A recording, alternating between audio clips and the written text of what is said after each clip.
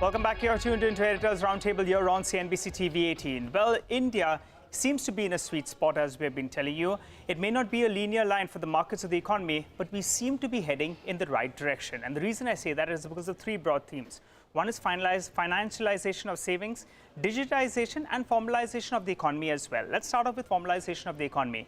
GST collections, I recall us celebrating when we were hitting around 1 lakh crore odd. For the last 6 months, we have been hovering around the 1.4 lakh crore odd. So that's positive. Jan Dhan accounts, we just take a look at the way it's moved. From around 15 crore accounts, we're at around 45 crore accounts. And what's better is close to around 80% of those, well, they are actually operational. And the amount in every account has moved from around 1,200 odd all the way to around 4,000 rupees. Now, the other factor, financialization of savings. Household savings, if you look at equities as a percentage of savings, well, that was in the low single digits. That's gradually moved to around 5%. And I believe that it's moving towards, the double digits and high single digits odd. And we have a long way to go because Western world, well, it's anything between 20 to around 30%, in some cases, even more than that. Besides that, there is an equity cult here in India. From, in the last 3 years or so, the total number of demat accounts, well, that's been the big talking point all this week, right? We're at around 10 crore odd. Moving on then, the average monthly SIPs. Remember, just a few years ago, we were at around 4,000 odd. Just take a look at the way we're going. We're clocking close to around 12,000 crores in terms of average SIPs. In the last 5 years, we're up close to around 4 times odd.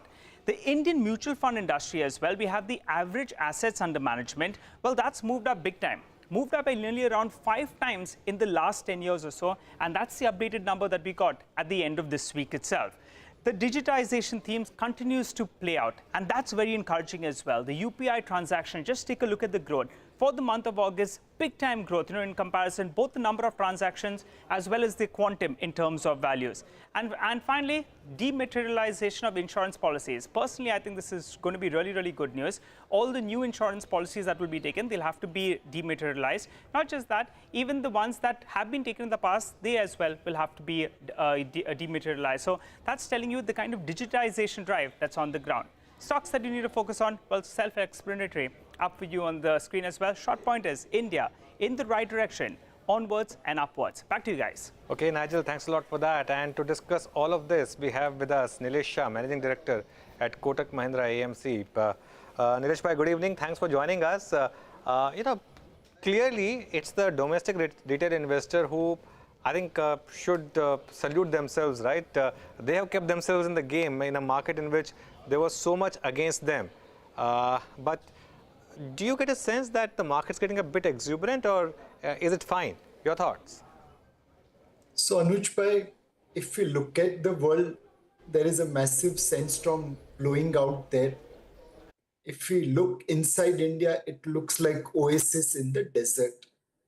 So shorter term fundamentals of India will get impacted by global sandstorm. But once the dust settles, we will be the only oasis in the world.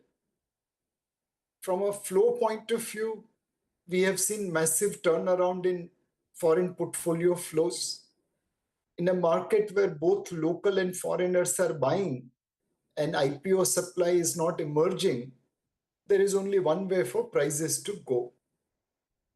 The third thing, Anuj bhai, I met a global investor, and while presenting India, I was talking that we are now at a significant premium to MSCI Emerging Market Index. And he told me, Nilesh bhai, nazariya badaliye. You are looking at 1 year valuation. In my position, I am looking at 5-year valuation. India is the cheapest emerging market. So we are right now in a positive territory of fundamentals and flows. But please remember while investing that there is a massive global sandstorm blowing. Nilesh, good evening and thanks for joining us. I was also discussing about why the Indian macros are doing much better than the global macros, right? And one data point that stood out for me is the corporate profit to GDP ratio, which is now at a decadal high of 4.3% this year so far. Since corporate profitability is increasing, I want to understand from you which are the pockets where you're seeing the maximum amount of traction. We do know there's a structural shift that we're seeing in the banking space, but according to you, what stands out for the next, say, 12 to 18 months? Over the next 12 to 18 months, banks will have better profitability as interest rates start stabilizing and all the treasury losses which people have booked starts getting converted into income. The second sector where we see profitability picking up pace is industrials and capital goods.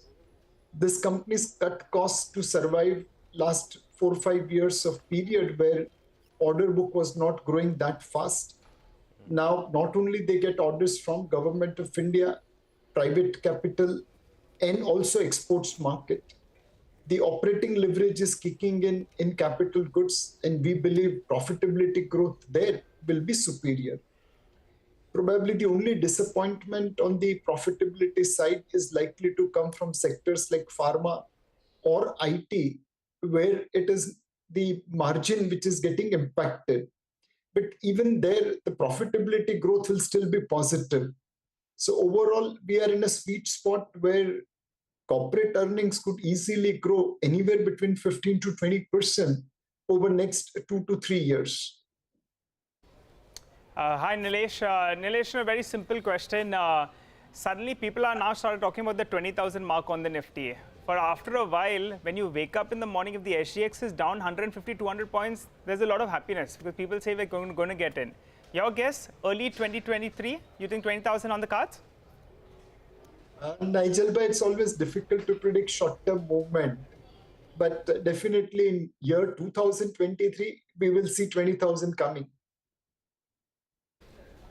Okay, year 2023 we see 20,000. Actually, that will be slightly disappointing if we only stick at 20,000, right? I thought you would say 20,000 before Diwali this year. I mean, the way the market is going, it looks like it's going to be there very soon. 23,000 Nilesh, should be the aim, right? I mean, of course, not immediately, but what kind of compounding can we expect over the next 5 years? Okay, let me ask you this, since you referred to 5-year valuation.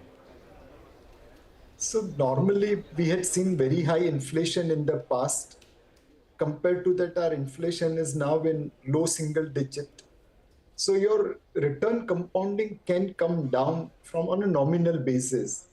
But should we be targeting low double digit compounding? Answer is yes, that is plausible. Okay, all right. Well, just one word before we let you go, Nilesh. What do you think could be the theme, the big theme over the next couple of months? So Sonia, this is more a retail investor answer than institutional investor answer. India is a rising tide. All boats will get lifted as long as it doesn't have a hole. So please invest in good companies run by good managers where promoters won't take you for a ride or shortchange you. As long as you are sitting in a boat without hole, India growth story will lift everyone. Okay, and it seems like a lot of the holes in the India boat, even if there were, are getting plugged, right? I mean, at least on the macro front, we're seeing that. Nilesh, always a pleasure speaking with you. Thanks a lot for joining in. So clearly, the exuberance, right, continues, and we've seen it in the number of demat accounts that have opened up in August as well, right? So even if there is some volatility, it looks like the uptrend at least is intact. Yes, but you know, just to add a point, prices sometimes drive the narrative, right? We've got to be wary of the fact that right now we are in a winning streak. So we can say that. You know, one thing which I keep saying is in the market, the biggest risk is to book your position too soon in a bull market. Correct. Or to wait too long in a bear market to cut your loss. I think a lot of people have realized that, Sonia. I think that's one thing which you got to trail your stops, because unless the screen throws you out, the market will throw you out if it has to. You don't make the decision. This is one thing where, you know, at the risk of sounding a bit sexist, I used to say this. You know, market is like your girlfriend. You know, you just keep her happy, and you know, just you know, do what she wants you to do, and I think you'll be happy. And I'm a mature investor now, keeping the wife happy. Girlfriend, boyfriend, wife, husband, you need to keep the spouse happy, right? So let's just make it market is like your spouse. You need to keep them happy, whatever it is. All right, folks, thanks a lot, editors, and thank you to our viewers for joining us on this edition of Editors Roundtable. Have a great weekend.